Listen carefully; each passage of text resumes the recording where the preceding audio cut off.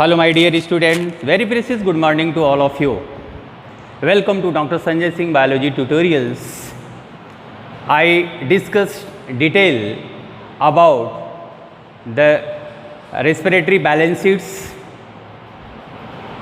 in previous lectures. Today, now we are going to discuss the new content of this chapter, that is known as amphibolic pathway. Means first of all, what do you mean by amphibolic pathway? Amphibolic pathway means the amphibolic pathway is a type of metabolic pathway. ये metabolic pathways होता है. In the amphibolic pathway, two type of reaction takes place. यहाँ पर दो तरह के reaction होंगे. First is anabolism and another is the catabolism. Anabolism and catabolism. In the respiration, हम पहले भी बात बोला था कि respiration में the some steps of the reaction show anabolic reaction and maximum steps show catabolic reaction. Means both the type of reaction takes place in the respiration chapters. So here is the amphibolic pathway. It means the three main respiratory substrates. They are present inside the living things. हमारे अंदर वो पाया जाता है और उन तीनों का नाम हमने पहले भी डिस्कस किया था. The name of the respiratory सबस्टेट्स, respiratory सबस्टेट्स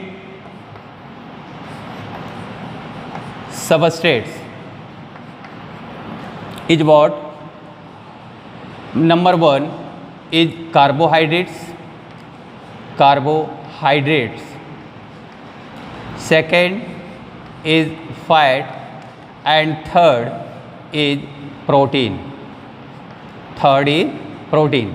Three major respiratory substrates used for the production of energy, but glucose molecules or carbohydrates is the most favored substrates for the production of energy.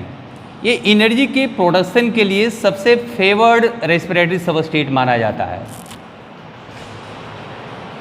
If the carbohydrates, अब ये बात question arise होता है, हम diabetes के person को भी देखते हैं कि उनको कार्बोहाइड्रेट रिच कंपाउंड्स को टोटली बैन कर दिया जाता है, उनको लेने को डॉक्टर तुरंत मना कर देता है.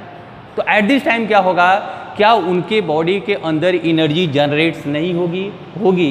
The another respiratory substrates, fat and protein is also involve in respiration process में इन्वॉल्व होगा and therefore releases energy in the form of ATP. तो आप कह सकते हो कि all the respiratory substrates may be use for the production of energy, but ये ध्यान देने की बात है, carbohydrate is the favourite substrate for the production of energy in our body, in our cell, in the living systems. Clear?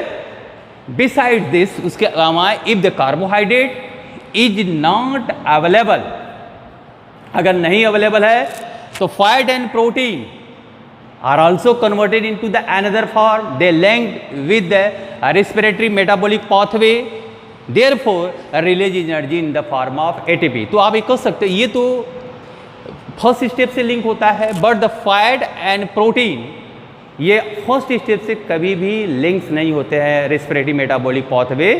They are वो बीच से किसी मेटाबॉलिक साइकिल से वो इंटरैक्ट होते हैं. तो हम लोग इसी पर आज डिटेल में डिस्कस करेंगे.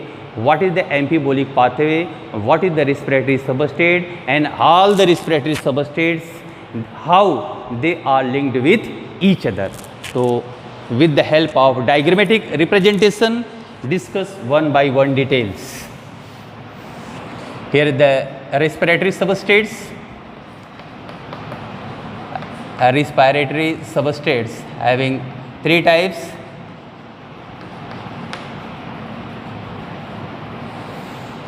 First is fat, second is carbohydrates,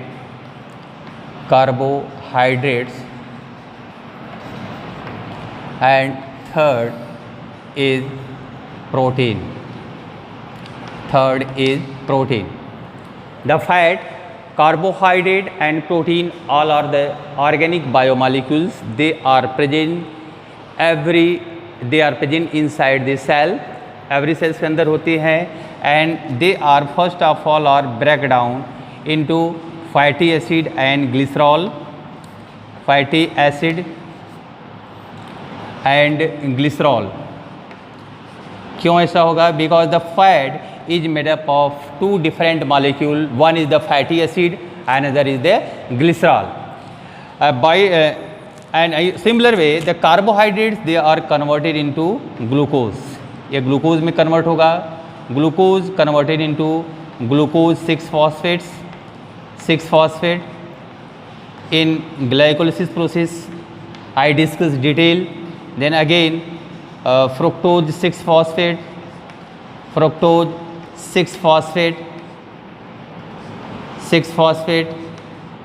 then fructose 1,6-diphosphate, then fructose 1,6-diphosphates are break down to form two molecules of 3-carbon compound, DHAP, dihydroxyacetone phosphate, and phosphoglyceraldehydes. तो ये जो सारे जो स्टेप्स होते हैं, all the steps they are belonging to glycolysis process. ये किससे belong कर रहा है?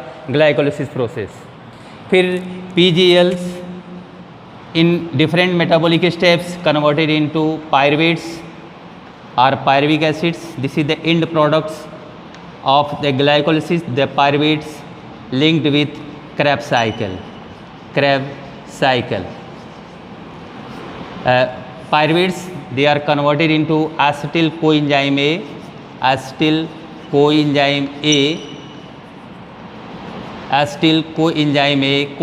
coenzyme से linked with Krebs cycle.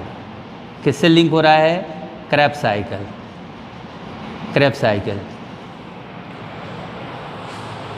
Here the fatty acid by the process of beta oxidation they are converted into acetyl coenzyme से.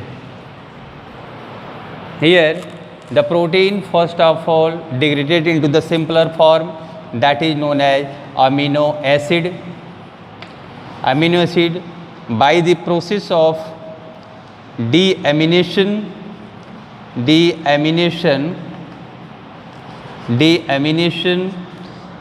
are converted into pyruvic acids में convert हो रही है. तो आप ये देख सकते हो, ये जो फिगर है क्या है? Inter relationship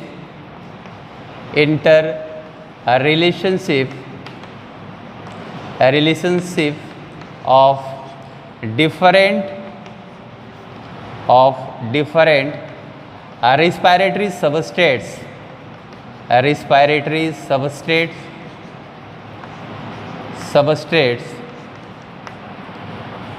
during respiration process.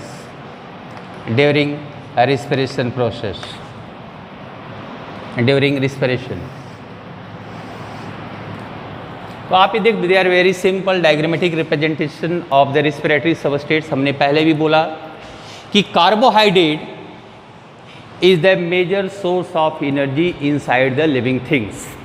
मतलब कोई भी लिविंग थिंग्स होता है, the production of energy inside in our cell with the help of carbohydrate related compound से ही होता है. The carbohydrate this is the complex form. अगर वह बॉडी के अंदर है, first of all degraded into the simpler form, that is known as glucose molecules with the help of different metabolic steps of glycolysis process they are converted into pyruvic acids, and the pyruvic acids they are converted into acetyl coenzyme से during metabolic reactions or metabolic pathway. हमने सब detail में आपको बात बताया था कि pyruvates जो होती है एसिटिल कोएंजाइम से में कन्वर्ट होती है when the pyruvic acid enter inside the mitochondrial matrix where oxidative decarboxylation takes place. वहाँ पर ऑक्सीडेटिव डीकार्बोक्सिलेशंस होंगे आफ्टर दैट एसिटिल कोएंजाइम से are form and this acetyl coenzyme से शो लिंक रिएक्शन, ये लिंक रिएक्शन को show करता है क्योंकि एक तरफ ये ग्लाइकोलाइसिस से अटैच होगा, अनदर तरफ क्या होगा, they are linked with the Krebs cycle. तो एसिटिल कोएंजाइम से शो द लिंक रिएक्शन को शो करता है and after that the Krebs cycle से कहाँ पर जाएगा, ETS एंड ETS के बाद क्या होगा, production of energy in huge amount, production of energy. ये ऑलरेडी हमने डिटेल में डिस्कस किया है डिफरेंट मेटाबॉलिक पाथवे में। तो यहाँ पर जो हम आपको बात बता रहे हैं कि how all the respiratory substrates they are linked with each other in metabolic pathway because in the absence of, मैंने पहले भी बोला, in the absence of carbohydrate, if the glucose is not available inside the cell, अगर वो cell के अंदर नहीं है, therefore उसके बाद क्या होगा, another respiratory substrates used in respiratory process or respiration process and therefore releases a more amount of energy। एक चीज़ हमेशा याद रखना कि अगर कार्बोहाइड्रेट्स हमारे बॉडी के अंदर से नहीं है तो उसके बाद सेकंड ऑप्शन में कौन आता है, फैट, और लास्ट ऑप्शन में आता है प्रोटीन, क्योंकि तब फैट टूटेगा। ऐसा क्यों? क्योंकि हम जानते हैं कि protein is the very important biomolecules of the living system because the protein is the building block of the body. हमारी बॉडी को वो बिल्डअप करता है, अगर वो टूटेगा तो हमारी बॉडी बिल्डअप नहीं होती है। और फैट का हमारी बॉडी को बिल्डअप में उतना इंपॉर्टेंट रोल्स नहीं है लेकिन बहुत ही स्लाइटली इसका रोल होता है। तो एब्सेंट ऑफ कार्बोहाइड्रेट्स, फैट्स जो होता है play a very important role for the production of energy. तो आप ये देख सकते हो कि first of all fats are break down into fatty acid and glycerol. The fatty acid they are converted into acetyl coenzymes A में convert हो रही है by the process of beta oxidation of fatty acid से वो टूटता चला जाएगा और depends upon the carbon atom. समझो कि अगर कोई भी फैटी एसिड्स है, it's contains C16 carbon atom उसके पास है, तो how many numbers of acetyl coenzyme से आर फॉर्म, ये 2 कार्बन कंपाउंड के होंगे तो कितने हो जाएंगे, 8 मॉलिक्यूल्स आपको बनेंगे। तो depends upon the carbon number atoms the number of acetyl coenzyme से are produced and this acetyl coenzyme से enter into the Krebs cycle। After that then जो इतने भी reduced form of the coenzymes enter into the electron transport system and then releases energy in the form of ATP, वो निकलता रहता है। तो depends करता है कि कितने एसिटिल कोएंजाइम्स हो, एक से एक Krebs cycle चलेगी तो 8 एसिटिल, अगर 8 मॉलिक्यूल्स ऑफ एसिटिल कोएंजाइम्स होगा तो कितने साइकिल कितनी बार रिपीट होगी, 8 टाइम्स रिपीट होगी। हम ये जानते हैं कि एक बार में 12 तो 8 टाइम में उसको 12 इंटू 8 कर दोगे तो total number of ATP produce from the Krebs cycle वो आपको क्लियर हो जाता है। अनदर इसका जो ब्रेकडाउन से जो सबस्ट्रेट्स मिला, जो प्रोडक्ट मिला, that is known as glycerol. Glycerols are ultimately they are converted into dihydroxy acetone phosphates, वो इसमें कन्वर्ट हो जाती है and this dihydroxy acetone phosphates converted into PGL converted into pyruvate and pyruvate then again converted into acetyl coenzyme से means आप ये देख सकते हो कि both the molecules of the fats they are linked either in glycolysis process में link होगी और linked in acetyl coenzyme से। They are interlinked with each other at the time of respiration। किसी बीज से प्रोडक्ट से, वह मैंने पहले भी बोला था कि कार्बोहाइड्रेट जो होता है वो इनिशियल स्टेप से शुरू होता है, बट ये जो होते हैं किसी भी बीज के प्रोडक्ट से वो लिंक होते हैं either of the glycolysis product और acetylation of pyruvates. Similar way here the protein, अगर तब भी एनर्जी की नीड रिक्वायरमेंट्स कंप्लीट नहीं होती है एट दिस टाइम में क्या होता है, प्रोटीन जो होती है by converted in first of all they are converted into simpler form that is known as amino acids. Amino acids by the process of deamination से प्रोसेस होते हुए they are converted into pyruvic acid और pyruvates में convert होती है and then pyruvates again converted into acetyl coenzyme से acetyl coenzymes linked with Krebs cycle linked with ETS, they releases energy in the form of ATP। तो इससे ये proof क्या हो रहा है एम्फीबोलिक पाथवे कि all the respiratory substrates they are linked with each other at the time of respiration.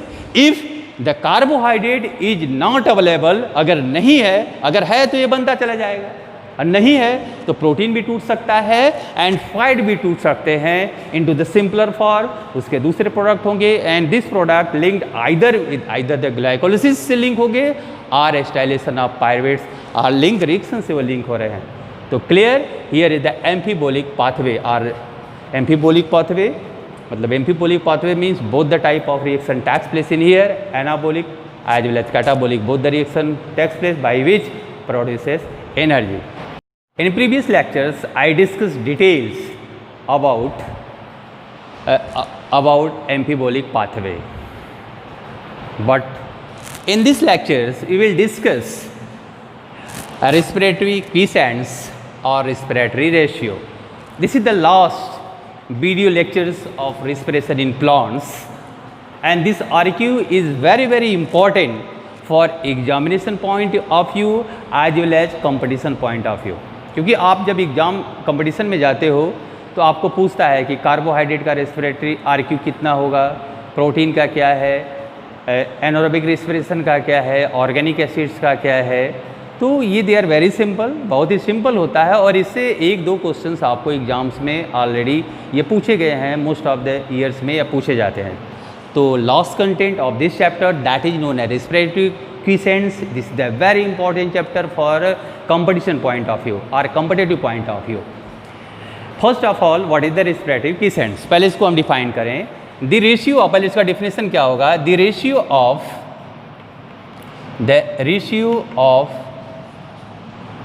the volume of CO2 evolved to the volume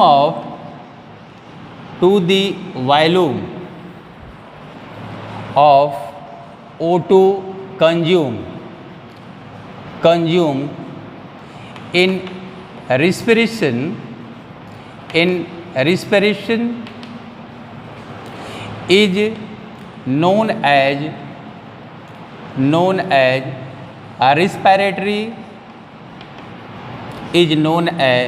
respiratory quiescence.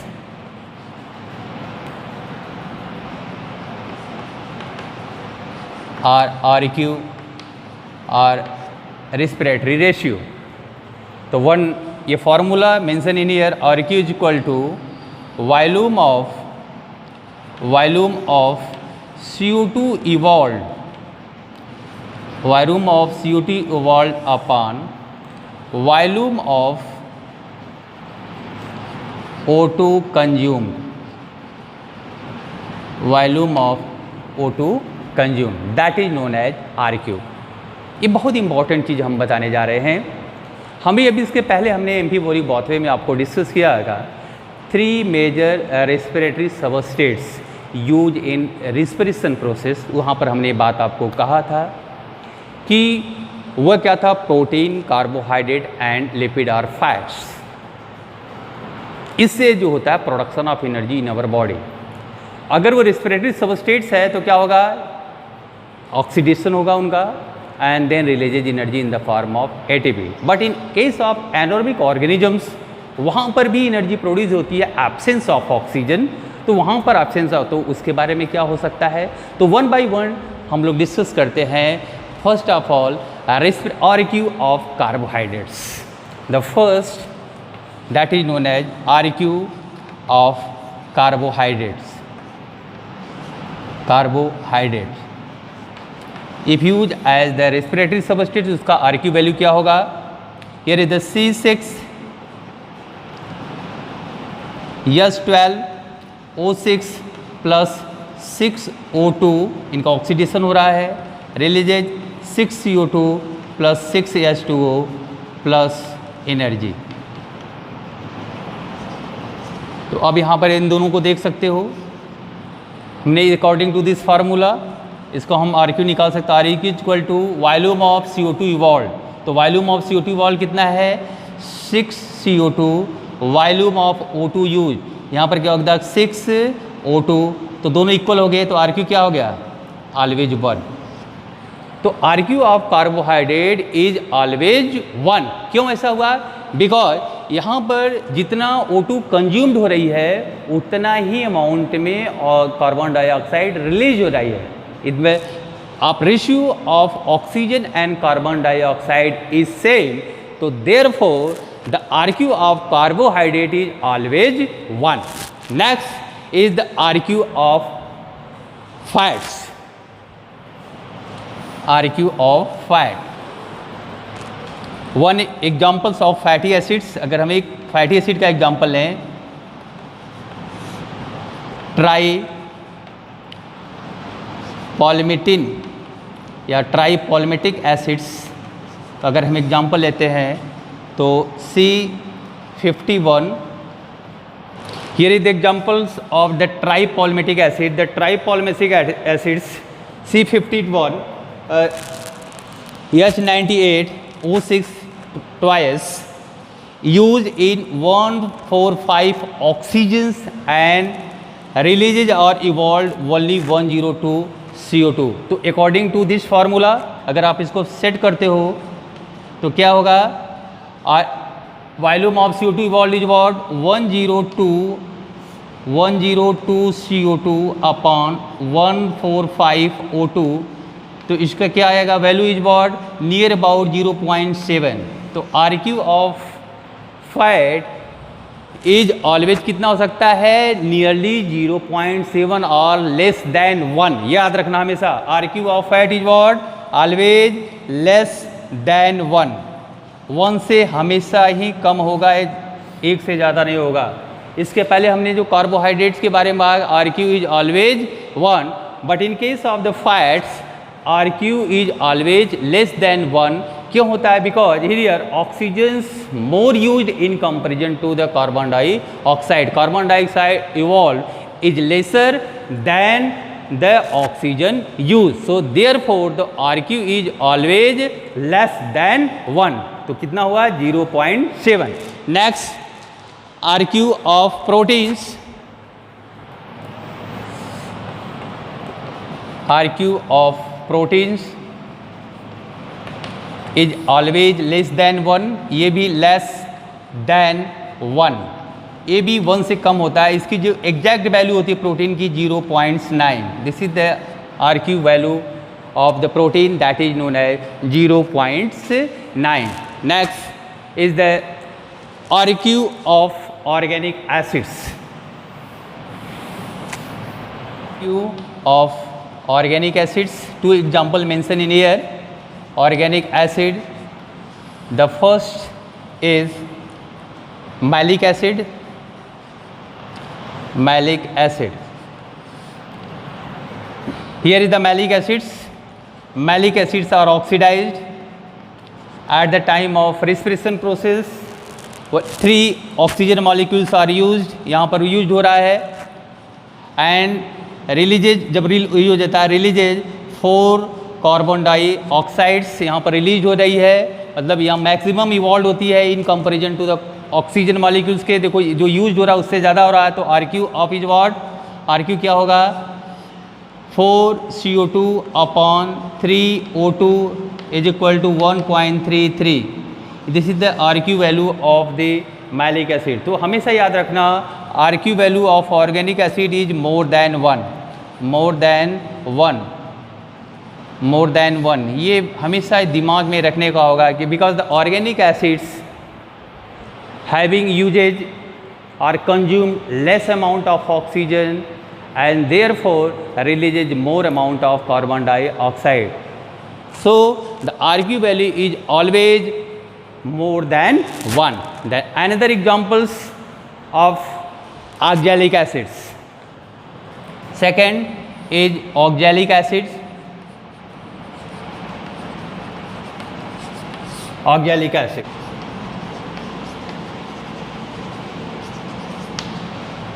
In case of oxalic acid in here, the oxalic acids are oxidized with the help of single oxygen molecules. They produces 4 carbon dioxides यहाँ पर produce हो रही है। तो according to formula, अगर हम formula के according देखें, अगर इसकी फार्मूला देखें तो क्या हो जाएगा? RQ is what? RQ is 4 CO2 4 CO2 upon O2 single O2, ये कितना हो गया 4 हो गया। तो RQ of oxalic acid is what 4 होगा, because only 1 oxygen molecules are consumed and releases 4 carbon dioxide, therefore the RQ is always more than 1। तो किसी भी ऑर्गेनिक एसिड की जो RQ होती है ऑलवेज मोर देन 1। ये आप चीज़ों यहाँ पर आपको देखने को मिला। Next, RQ value of anaerobic respiration और anaerobic conditions. RQ value of anaerobic condition. Anaerobic condition, it means no need, the respiration takes place without oxygen, means here no oxygen consumed in this process. So here example C6 H12 O6 releases 2C2 H5 OH plus 2CO2 plus energy. Here is the ethyl alcohol, ethyl alcohol, ethyl alcohol। तो according to this formula, अगर इस formula पर अगर हम set करते हैं RQ of anaerobic condition is what no oxygen consumed in air but the carbon dioxide produce from this reactions. Here the 2CO2 upon no use of oxygen, oxygen use नहीं हो रही है, here is the 0 O2, तो क्या होगा infinite होगा। तो RQ is what infinite, infinite अनिश्चित हो जाएगा, क्योंकि बिकॉज देयरफॉर यहाँ पर आप देख सकते हो no oxygen consumed in this process only carbon dioxides are release, ये इवॉल्व हो रही है। तो according to this formula 2CO2 upon 0 O2 तो क्या हो जाएगा इनफाइनाइट हो जाएगा। तो आप हमेशा ये याद रखना, कभी भी ये क्वेश्चन से आपको अराइज होता है RQ value of anaerobic condition is always infinite, उसको हम मेजर्स नहीं कर सकते हैं। Next, organic value RQ of succulents plants. Next is RQ of succulents plants। हम सभी जानते हैं कि the succulent plant mostly found in xerophytic condition. वहाँ आप कहाँ वहाँ जाते हैं जीरोफाइट कंडीशन, जीरोफाइट कंडीशन वहाँ पर कंडीशन है, वहाँ पर जो स्टोमेटा होते हैं संकेन स्टोमेटा, संकेन स्टोमेटा धसे हुए होते हैं जो दिखाई नहीं देते हैं, therefore know evolve carbon dioxide वहाँ पर इवॉल्व नहीं होती है। तो क्या यहाँ पर होगा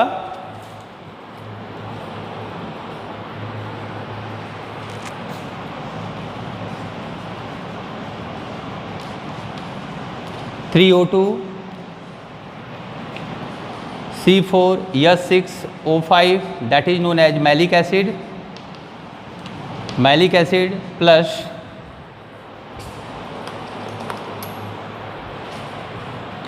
(3H2O) plus energy, plus energy. तो here 3 oxygens are consumed in this process but no any molecules of carbon dioxides release in the succulent plants, ये रिलीज नहीं हो पाता because the stomata are sunken होते हैं and this carbon dioxide used in photosynthesis process. तो आप यहाँ according to this formula RQ is what, RQ में क्या हो गया 0 CO2 अपॉन 3 O2 अगर हो रहा है तो RQ इज व्हाट 0 हो रहा है। तो कभी भी आपको पूछे तो RQ ऑफ सैकुलेंट प्लांट्स, सैकुलेंट प्लांट का RQ क्या होगा, तो आप ये हमेशा ये बोलना the succulent plants only consumed oxygen, no released और evolve carbon dioxide, so therefore respiratory quotients of succulent plant is always 0। क्यों होता है? क्योंकि ये वहाँ पानी नहीं होता, वहाँ जीरोफिलिक कंडीशंस में पाया जाता है। स्टोमेटा या तो क्लोज्ड होंगे और संकेंस होते हैं। तो therefore no carbon dioxides release और evolve in this plants and the lost the RQ of balance diets, RQ of balance diet, balance diet, RQ of balance diets always ये नियर अबाउट 0.8 के आसपास होता है, लेस देन 1। तो आप कह सकते हो ये क्या होगा? Less than 1, less than 1। Why? ऐसा क्यों होता है? इन द बैलेंस डाइट्स अगर हम बात करते हैं, 3 मेजर फूड्स आर अवेलेबल और consider in the balance diet. वह क्या है? The first is carbohydrates, carbohydrates, second is lipid and third is protein. The carbohydrate की आरक्यू हमने अभी बताया 1, लिपिड्स की आरक्यू क्या थी 0.7 एंड प्रोटीन की आरक्यू क्या थी 0.9। अगर इसका हम एवरेज निकालते हैं, एवरेज, तो नियर अबाउट वह कितने के पास जाएगा? वह 0.8 के आसपास आ रहा है। तो ये ध्यान देना कि हमेशा कि RQ of balance diet is always less than 1। अगर इन तीनों की वैल्यू निकाल लिया जाए मीन वैल्यू, तो नियर अबाउट हमारा जो आरक्यू होगा 0.8। तो here is the respiratory questions of different respiratory substrates as well as in anaerobic condition and balance diet as well as succulent plants. तो हमेशा ये ध्यान देना, मैंने पहले भी बोला था, दो RQ is very very important for competitive point of view. जैसे आपको एग्जाम्स में क्या पूछा जाएगा? What is the RQ of sunflower seed? तो सनफ्लावर की अगर बात आती है तो सनफ्लावर्स कंटेन्स फैट, तो फैट का वहाँ आरक्यू आ जाए। What is the RQ of pulses? जो पल्स हैं, pulse contains A rich amount of protein, तो हाँ आप प्रोटीन का आरक्यू वहाँ मेंशंस करोगे, ठीक है। And what is the RQ of potato? Potato का आरक्यू क्या होगा? तो potato contains rich amount of carbohydrates. तो ये चीज़ को हमेशा याद रखने का, एग्जाम में इसी तरह से क्वेश्चंस आपको पुटअप किए जाते हैं। तो here is the discuss detail about the respiratory questions और respiratory ratio of different respiratory substrates. So thank you for watching this video. Have a nice day all of you.